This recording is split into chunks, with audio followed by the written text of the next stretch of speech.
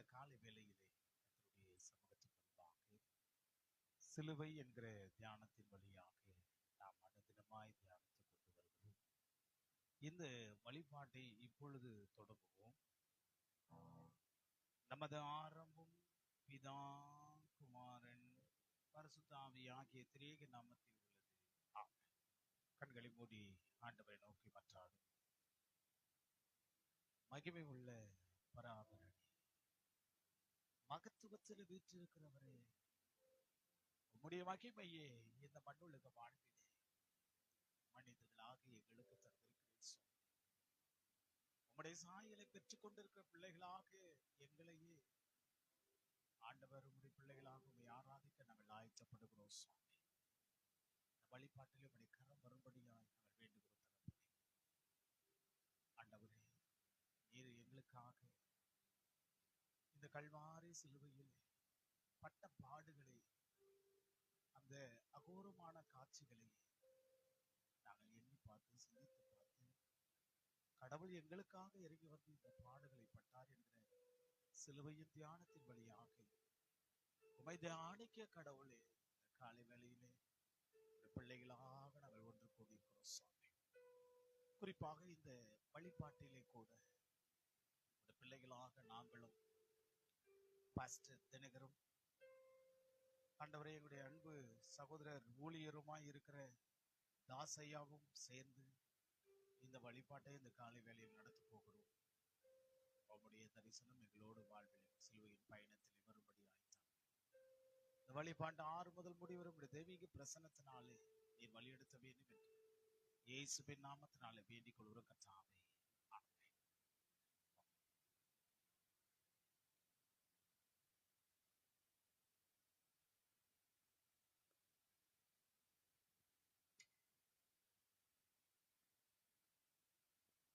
கிறிஸ்துவுக்குள் பிரியமானவர்களே, இந்த காலை நேரத்திலே கர்த்தருடைய நாமத்தினாலே உங்களை நான் வாழ்த்துகிறேன்.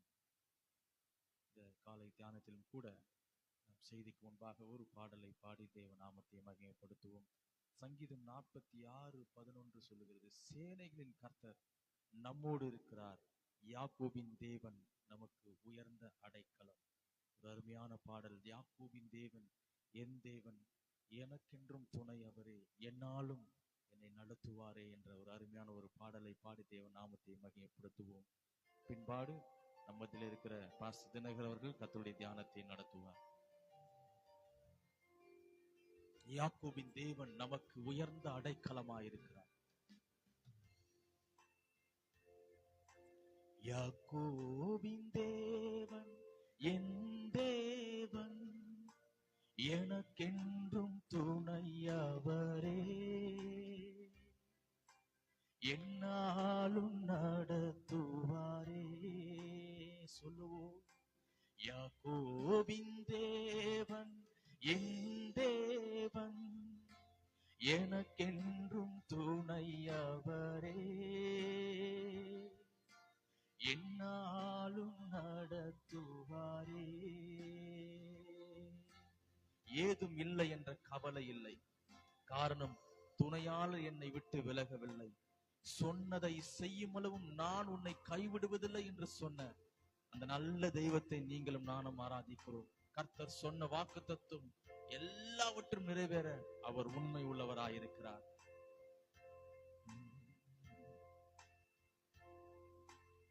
ஏதும் இல்லை என்ற கவலை இல்லை, துணையாளர் என்னை விட்டு விலகவில்லை. ஏதுமில்லை என்ற கவலை இல்லை, துணையாளர் என்னை விட்டு விலகவில்லை. சொன்னதை செய்திடும் தகப்பனவர், சொன்னதை செய்திடும் தகப்பனவர். நம்புவேன் இறுதி வரை, நம்புவேன் இறுதி வரை. சொல்லுவோம். நம்புவேன், நம்புவேன் இறுதி வரை, நம்புவேன் இறுதி வரை.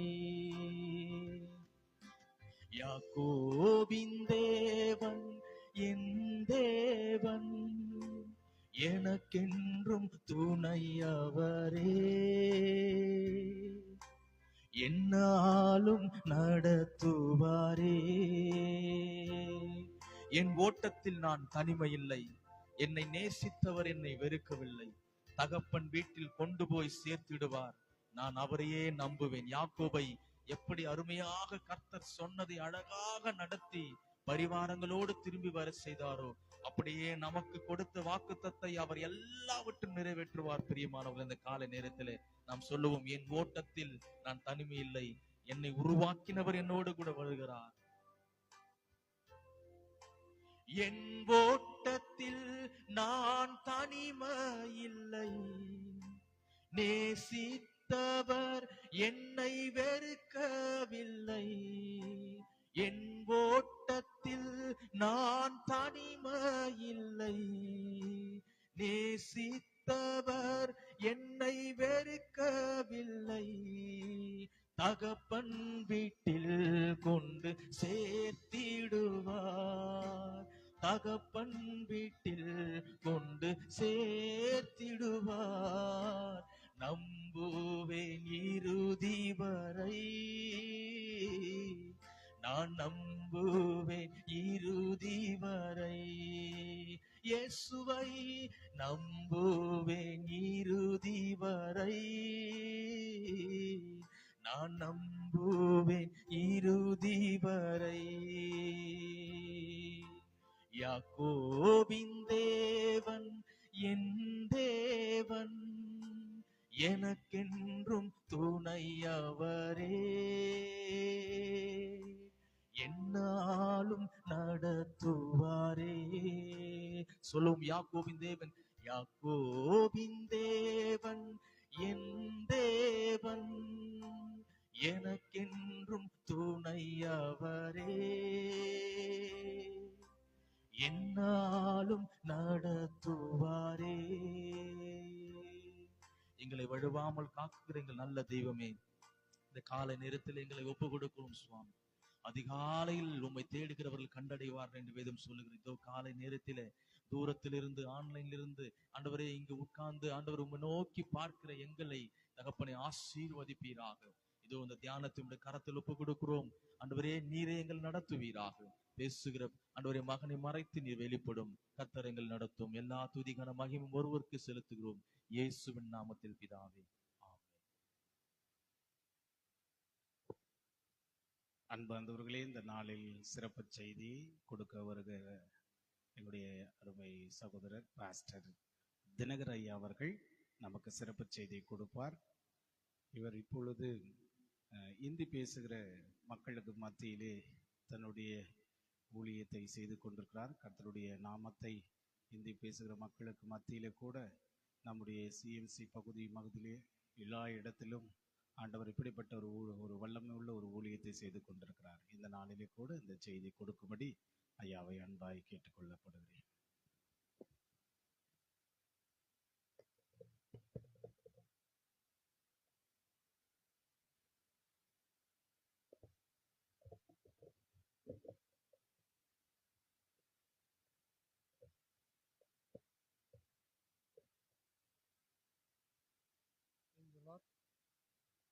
இயேசு கிறிஸ்து நாமத்தினாலே வாழ்த்துகிறேன்.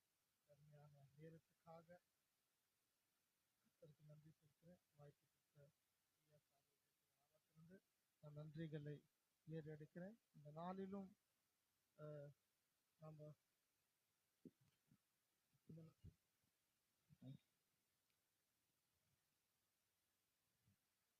இந்த நாளிலும் தியானத்துக்காக தெரிந்து கொண்ட வார்த்தையானது நீதிமொழிகள் 25:28 வசனம் இப்படியாக சொல்லுகிறது: சுய கட்டுப்பாடு இல்லாத மனுஷன் இடிந்த மதில் கொண்ட நகரத்தை போன்றவன்.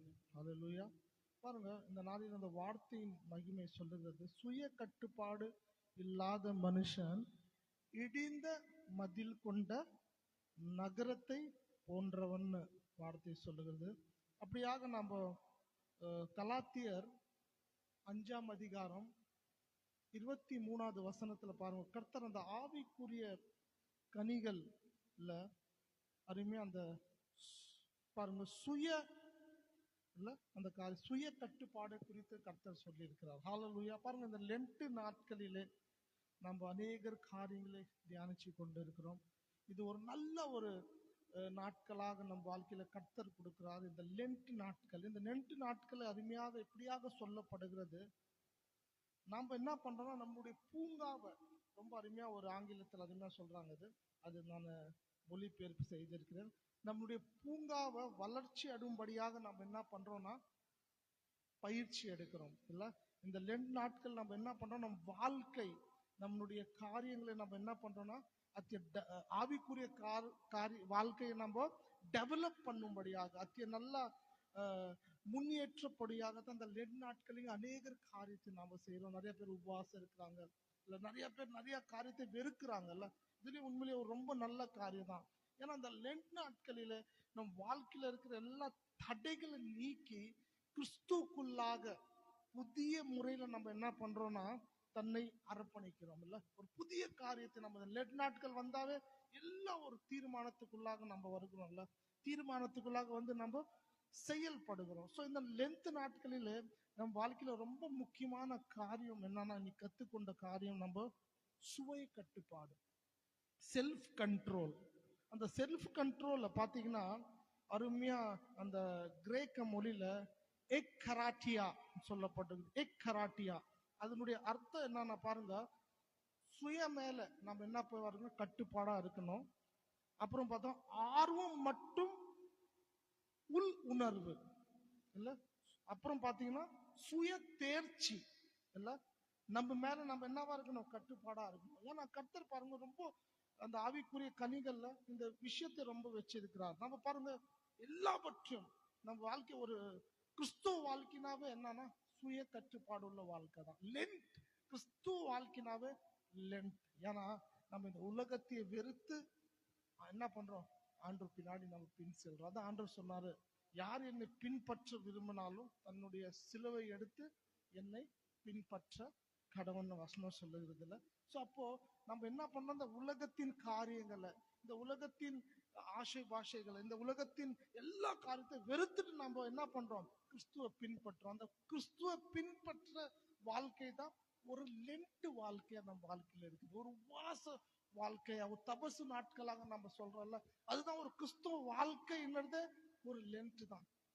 ஏன்னா இந்த உலகத்தின் ஆசைகள், இந்த உலகத்தின் இச்சைகள், இந்த உலகத்தின் காரியத்தை அவன் வெறுத்து என்ன பண்றான்னா, நம்மளுக்காக மரித்த கிறிஸ்து இயேசு, நம்மளுக்காக பாடுபட்ட கிறிஸ்து இயேசு, நம்ம இந்த உலகத்துக்காக வந்த ரட்சகரை நம்ம என்ன பண்ணோம், பின்பற்றோம். ஹல்லேலூயா. அவர் சொன்ன காரியத்தை நம்ம என்ன பண்றோம்னா பின்பற்றோம். ஒரு அருமையான ஒரு யூலியக்காரர் இப்படியாக எழுதியிருக்கிறாரு. என்னன்னா, கர்த்தர் ஒரு மனுஷனை இந்த அசுத்தமான உலகத்திலிருந்து எடுத்து அவனை பரிசுத்தப்படுத்தி மீண்டுமாக இந்த அசுத்தமான உலகத்துல வைக்கிறாரு, பரிசுத்தமாக வாழும்படியாக.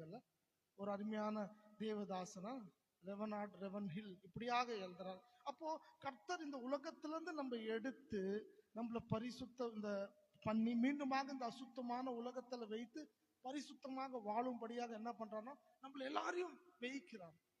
எதுக்கு? அந்த அந்த செல்ஃப் கண்ட்ரோல் இல்ல, அந்த நம்ம வாழ்க்கையில வரும்படியாக தான் நம்ம பண்ணோம். அநேக காரியம் இந்த உலகத்துல நம்ம பார்வை இச்சைகள், இந்த உலகத்தின் காரியங்களாம் நம்மளுக்கு சில நேரத்துல என்ன பண்ணோம்னா பாருங்க நம்மள இழுக்கும். அதுதான் வார்த்தையானது கிளியரா சொல்லுது.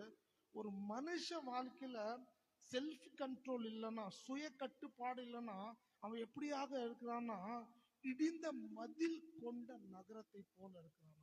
அப்போ நம் வாழ்க்கையில ஒரு சுய கட்டுப்பாடு இருக்கும்போது நம்ம எப்படியாக இருக்கணும், ஒரு மதிலுக்குள்ளாக இருக்கணும் இல்ல. மதில், அந்த மதில் எப்படிப்பட்ட மதில்னா பாவத்தை உள்ள வராதபடிக்கு, இந்த உலகத்தின் காரியத்தை உள்ள வராதபடிக்கு, பிசாசின் கிரியைகள் உள்ள வராதபடிக்கு அவன் என்ன பண்றான்னா அவன் ஒரு மதிலை கட்டி வைக்கிறான். அந்த மதிலை யார் காக்குறான்னா கர்த்தர் நம்ம மதிலை காக்கும்படியாக நம்மளுக்கு என்ன பண்றான்னா உதவிகள் செய்வார். பாருங்க இந்த லென்ட் நாட்களில நம்ம அநேகர் விதமான காரியத்தை செய்யறாங்க. சில பேர் நான்வெஜ் சாப்பிட மாட்டேங்கிறாங்க, சில பேர் நல்ல உடைகள் போடுவதில்லை, சில பேர் ஒரு சிம்பிளிசிட்டியா செய்யறாங்க. பாருங்க ஏன் இந்த லென்ட் நாட்களில மட்டும் அந்த காரியம் செய்யும் போது அவங்களுக்கு தடை வரல. ஏன்னா கர்த்தர் உதவி செய்கிறார். கர்த்தர் அதை விரும்புகிறார். நம் பிள்ளைகள் ஒடுக்கும்படியாக தந்தார் இல்ல. இந்த 40 நாள் பாத்தீங்கன்னா ஒரு பிரயாசம் இல்ல, ஒரு பயிற்சி காலமாக சொல்லுவேன் இல்ல. பிரயாசம் நம்ம படக்கூடாது. நம்ம கிறிஸ்துவ வாழ்க்கையில பிரயாசத்தோட எல்லாத்தோட முக்கியமான காரியம் பயிற்சி. இந்த 40 நாள் பயிற்சி என்ன பண்ணுதுன்னா நம்மள அந்த ஆவிக்குரிய வாழ்க்கையை பலப்படுத்துது. இன்னும் கிறிஸ்துக்குள்ளாக அதிக நேசத்தை, வேத வாசிப்பு இல்ல, ஜெபிக்கிற வாழ்க்கை, தாழ்மை உள்ள வாழ்க்கை இல்ல, அன்பின் வாழ்க்கை, கொடுக்கிற வாழ்க்கை, இப்படிப்பட்ட அநேகர் காரியத்தை என்ன பண்ணுது அந்த லெண்ட் நாட்களில் கர்த்தர் நம்மளுக்கு கத்து கொடுக்கிறாங்கல்ல. அநேகர் நிறைய பேர் சொல்லுவாங்க, நாங்க இந்த நாள்ல தான் நிறைய நான்வெஜ் சாப்பிடுவோம், இந்த நாள் தான் நிறைய. அப்படியெல்லாம் கிடையாதுங்க. அது வெறுக்கிறோம். இந்த உலகத்தின் காரியத்தை நாங்கள் வெறுத்துட்டு 40 நாள் என்ன பண்றோம், நம்ம கர்த்தர் பாதத்துல உட்கார்றோம்ல. அந்த நேரத்துல தான் அநேகர் வெளிப்பாடுகள், அநேகர் ஆவிக்குரிய காரியங்கள் நம்ம வாழ்க்கையில வருது. அப்போ அந்த காரியத்தை நம்ம செய்யும் போது என்ன ஆகுதுன்னா அது அப்படியாக ஒரு பழக்கத்துக்கு முறையாக நம்மளது மாறிவிடுகிறது இல்ல.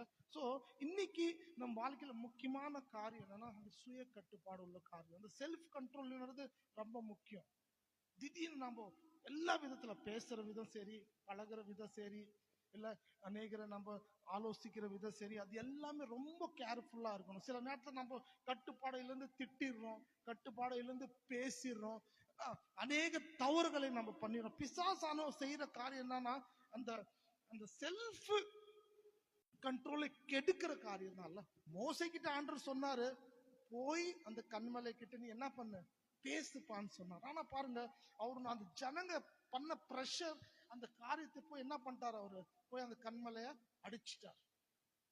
ஆனா திணிக்கும் தேவ மனுஷத்தான ஆண்டவர் என்ன சொன்னாரு, நீ கானானுக்குள்ள பிரவேசிக்கிறது இல்லை. அப்போ நம்ம வாழ்க்கையில இந்த சுய கட்டுப்பாடுன்ற காரியம் என்னன்னா நம்மள கர்த்தர் ராஜ்யத்துக்குள்ளாக போறதுக்கு நம்மளுக்கு உதவி செய்கிறது. அது நம்ம கட்டுப்பாடை மீறி அநேக காரியம் நம்ம பேசிடுறோம். கோபத்துல, வார்த்தையினால, செயல்னால அநேக காரியத்தை செஞ்சிடறோம்ல. ஸோ அது நம்ம வாழ்க்கையில என்ன பண்ணுதுன்னா நம்ம அந்த ஆவிக்குரிய மதில்களை என்ன பண்ணுதுன்னா அது இடிச்சிருது. என்னைக்கு நம்ம ஆவிக்குரிய மதில் இடிதோ அன்னைக்கு குடும்பத்துல சமாதானம், குலைச்சல், பிரச்சனைகள், வியாதிகள், கஷ்டங்கள், சண்டைகள், எவ்வளவு விதமான காரியம் நம்ம வாழ்க்கையில வந்துருது. அது நம்மளால என்ன பண்ண முடியல, சார்ட் அவுட்டே பண்ண முடியாது. சார்ட் அவுட் பண்ணும் அந்த காரியத்தை நம்ம எதுவுமே பண்ண முடியாது. ஏன்னா காரணம்னா நம்ம வாயிலிருந்து வந்த வார்த்தைகள் அப்படியாக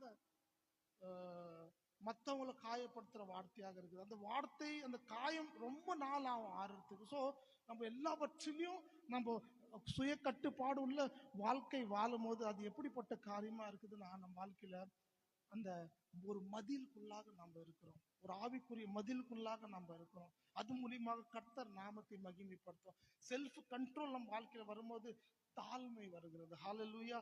ஏன்னா பாருங்க, அந்த அருமையா ஆவிக்குரிய அந்த கனிகள்ல அந்த எல்லா கனிகளும் அழகா சொல்லின்னு வராங்க, 7 கனிகளும். ஆனா 8, 9வது கனி மட்டும் 23வது வசனத்துல சொல்லப்பட்டது. அந்த கனியை சொல்லிட்டு என்ன சொல்றேன்னா, இவைக்கு விரோதமாக எந்த நியாயமும் கிடையாதுன்னு ஆண்டவர் சொல்றார். சோ அப்போ 2 தீமோத்தி 1:17 பாருங்க, அதுல கூட இந்த காரியத்தை சொல்றாங்கன்னா, ஆனா என்ன சொல்றாங்கன்னா அன்பும் சுய கட்டுப்பாடு குறித்து அந்த இடத்துல என்ன சொல்றாரு, கர்த்தர் நம்மளுக்கு பயத்தின் ஆவியை கொடுக்கவில்லை, என்ன கொடுத்திருக்கிறாரு, அன்பின் ஆவி இல்ல, அன்பின் ஆவியும் அப்புறம் சுய கட்டுப்பாடு உள்ள ஆவியும் கர்த்தர் கொடுத்தார். கர்த்தர் கூட சிலுவையில இந்த 9 கனிகளை ரொம்ப அருமையாக வெளிப்படுத்தினார் நம்ம வாழ்க்கையில. இல்ல, அவர் அன்பாக இருந்தாரு, அவரு பொறுமை உள்ளவராக இருந்தாது இல்ல, எல்லாவற்றிலும் அவர் எப்படியா இருந்தார். ஏன்னா அந்த நேரத்துல ஹீஸ் த 100% God or 100% ஹியூமனாவும் இருந்தார். பட் ஆனா பாருங்க, அந்த இடத்துல கூட கர்த்தர்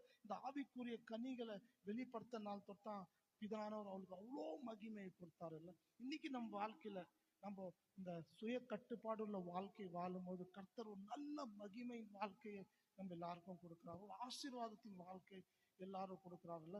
ஏன்னா பாருங்க, தாழ்மை உள்ள மனுஷனுக்கு ஆண்டவர் இறங்குறாரு இல்ல, இறங்குறார். அந்த சுய கட்டுப்பாடு உள்ள வாழ்க்கை நம்ம வாழும்போது கர்த்தர் நம்மளுக்கு என்ன பண்றாரு, அநேகர் நம்மளை சுத்திர ஒரு மதில், ஒரு அருமையான ஒரு பாதுகாப்பின் மதிலுக்குள்ளாக நம்ம வரோம். சோ பிரியமானவர்கள், இந்த நாளில் விசேஷமாக நம்ம வாழ்க்கையில அநேக விதத்துல நம்ம சுய கட்டுப்பாடை இழக்கிறோம். பிசாசானோ செய்யற காரியம் அதுதான். அவனை நம்ம எல்லா விதத்திலும் நம்ம அந்த காரியத்தை உடைக்கணும்.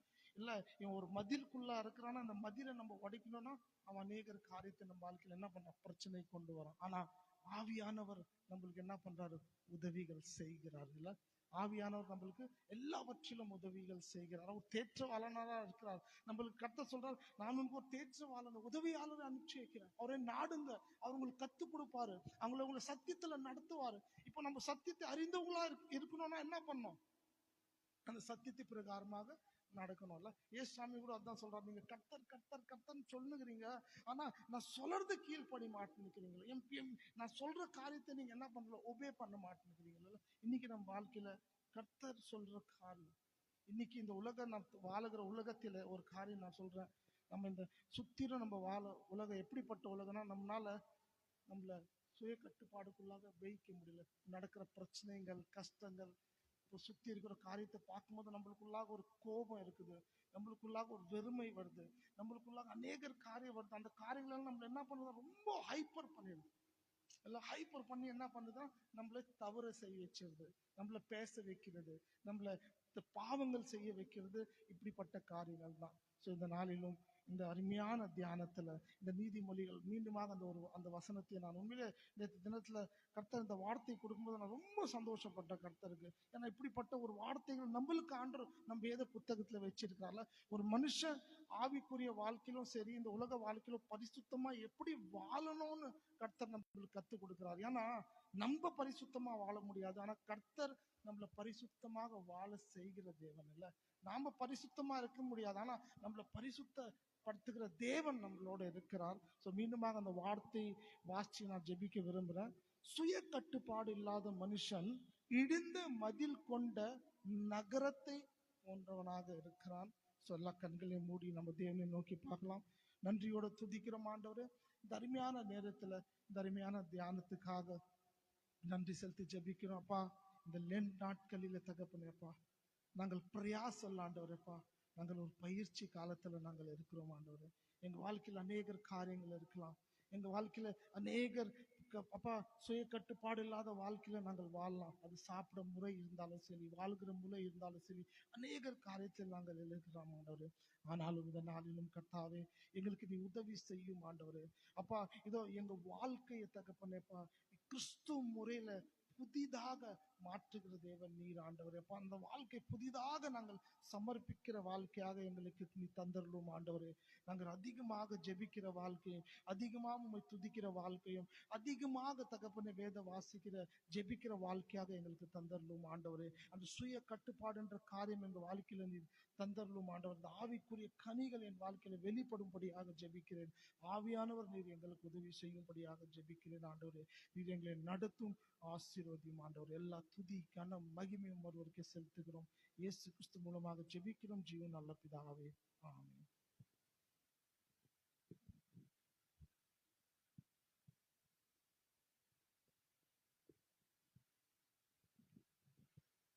நீதிமொழிகள் 25-28 வசனத்தின் மூலியமாக கர்த்தருடைய வார்த்தை கேட்டும். தன் ஆவியை அடக்காத மனுஷன் மதிலிருந்து பாழான பட்டணத்தை போல் இருப்பான் என்று சொல்லி நம் கண்களை மூடி.